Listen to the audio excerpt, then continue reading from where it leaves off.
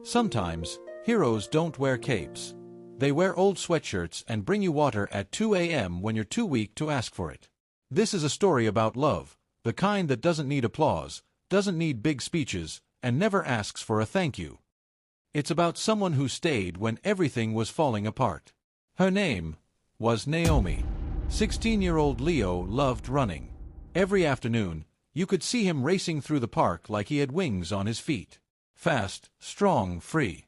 Until one rainy evening, everything changed. The car came out of nowhere. Tires screeched.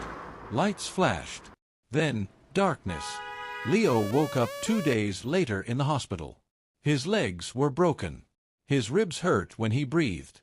Doctors said he'd be okay, but it would take time. A long time.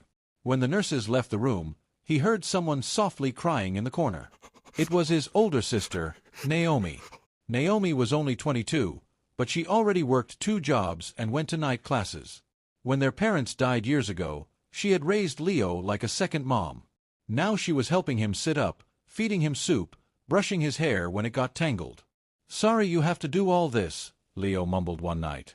Naomi just smiled. "You don't have to say sorry. Just focus on healing, okay?" Naomi never complained. But Leo started to notice things. She stopped going to work. Stopped attending her classes. The fridge always had his favorite snacks, but she never seemed to eat. And every night, when he couldn't sleep from the pain, Naomi was already there, sitting on the floor beside his bed, reading by a dim lamp. He once woke up at 3 a.m. to find her fast asleep on the carpet, holding a cold cup of tea. She had been waiting, in case he needed her. Days turned into weeks. Leo started walking again, slowly, with crutches. His muscles ached, and his body felt heavy. But what hurt most was his pride. One afternoon, he shouted at Naomi, "I don't need your help. I'm not a baby." Naomi didn't yell back. She just quietly walked out and came back 10 minutes later with his crutches and a warm smile. "I know you're tired," she said, "but you're not alone."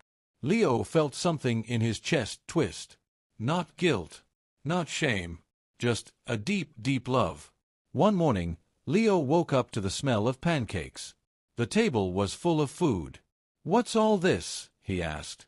Naomi laughed. "It's your birthday, remember?" He hadn't.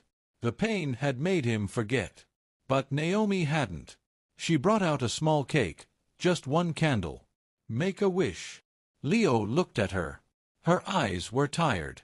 Her shirt had a tiny coffee stain. But she looked peaceful. He made a wish, but not for himself. He wished for Naomi to be happy again.